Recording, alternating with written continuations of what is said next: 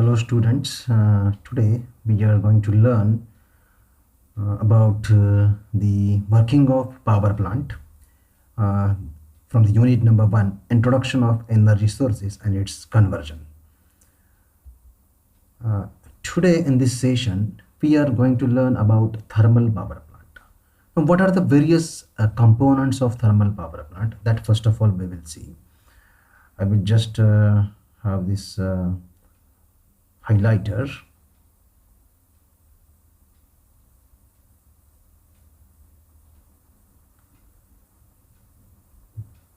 Okay. Before that, you just see these are the various components or the systems which are available in a thermal power plant.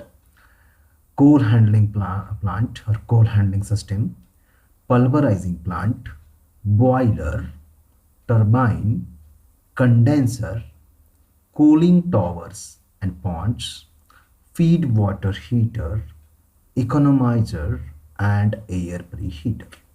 Now, these are the various, you can say, components and the systems which are used in thermal power plant.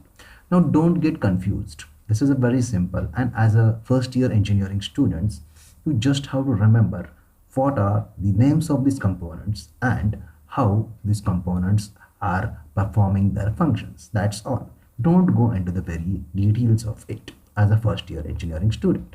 Okay, now we will see here all these whatever the components which are discussed are shown in this figure.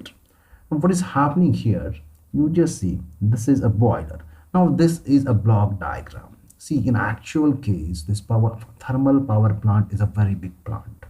In actual case, it is very difficult one to draw all the figures. So this is a block diagram which is showing you the different components of a thermal power plant. Now this is a chimney through which the flue gases are going to the atmosphere. Now here I'll just here through this one they are going to the atmosphere. That is the thing. This is the boiler, which is a main part of any thermal power plant. Now what happens in boiler? In boiler, some fuel. Now in case of thermal power plants, generally coal is used as a fuel, which is burned with the help of in the great area of that boiler, GRATE, great area of that boiler, and which is used one, whatever the combustion products of that fuel plus air mixture is considered one, that are used for the heating purpose of the water which is flowing through the various tubes which are available in this boiler, so that that water gets heated up and it is converted into the steam. So that steam is known as superheated steam. Here one superheater is also available one, which is useful for converting a regular steam into a superheated one. Now, what is superheated? What do you mean by saturated steam? That is not our actually right now the motto here. Here how the thermal power plant is working, on that one we are going to concentrate. So here with the help of that burning of the fuel, now this coal is used. So for that one here the coal handling plant is available one, with the help of conveyors, with the help of belts, that coal is just transported to the great area as well as to the area wherever it is burnt. Then after that one, after doing the combustion or having the combustion of that air plus that coal as well as the everything, the ash is formed one. So there will be another system which is available one, ash handling one, and whatever the flue gases after doing their work, they will be leading to the atmosphere, leaving this particular area through this chimney.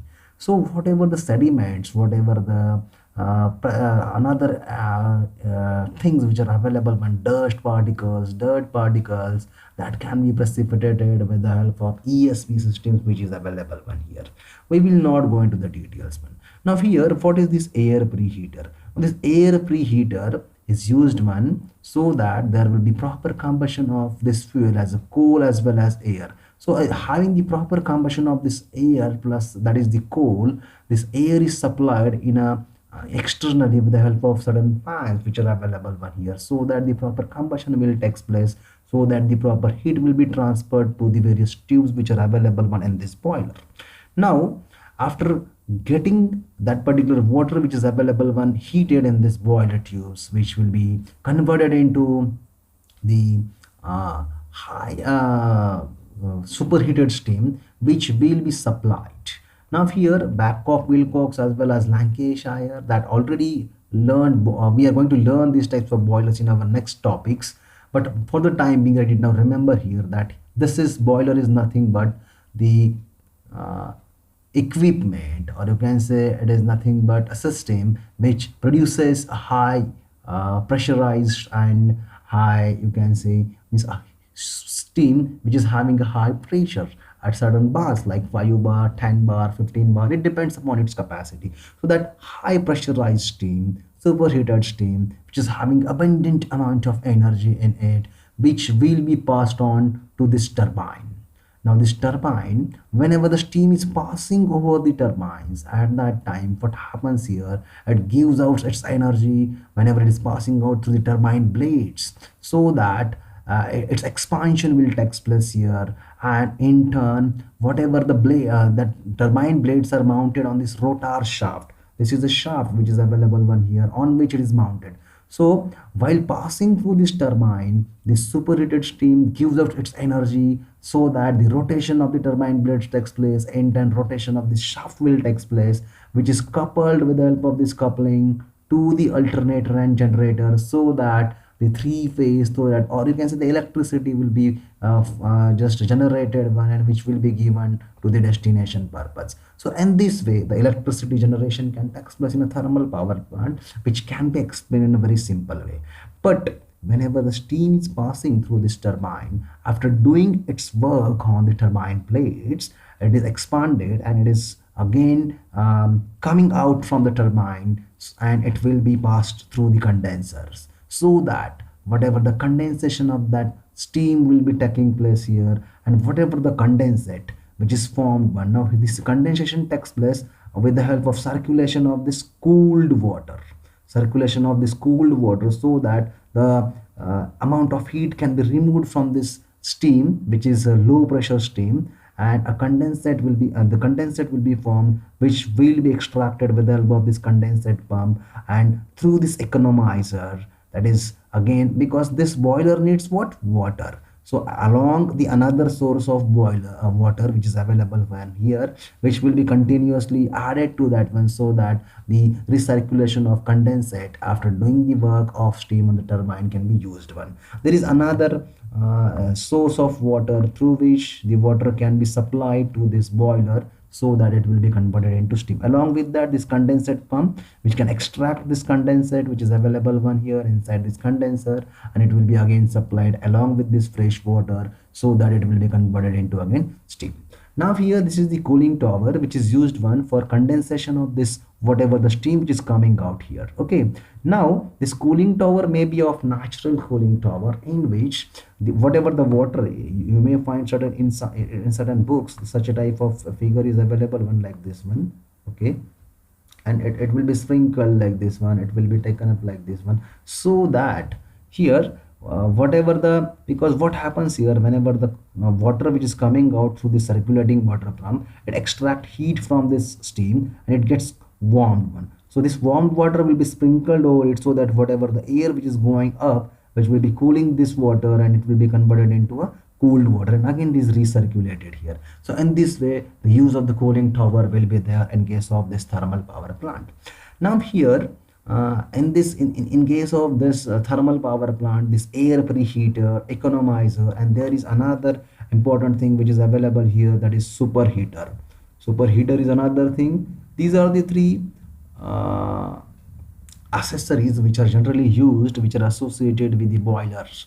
Okay, so that the performance of the boiler as well as in turn the thermal power plant is enhanced. So this is a simple explanation about the thermal power plant from my side. Try to remember this one again, try to watch this video, and if at all you are not able to understand it, again we will discuss it in our regular session. What are the advantages of this thermal power plant? The fuel used is quite cheap, that is coal. But right now, very important thing that whatever the coal which is available in India is not giving that much of calorific value. So we have to import the coals from Australia as well as the other countries, and then right it now it is becoming somewhat costlier one. Less initial cost as compared to the generating stations. It can be installed at any place irrespective of the existence of the coal. But important thing is that it needs some of the things that are again available in the disadvantages, that the water availability as well as the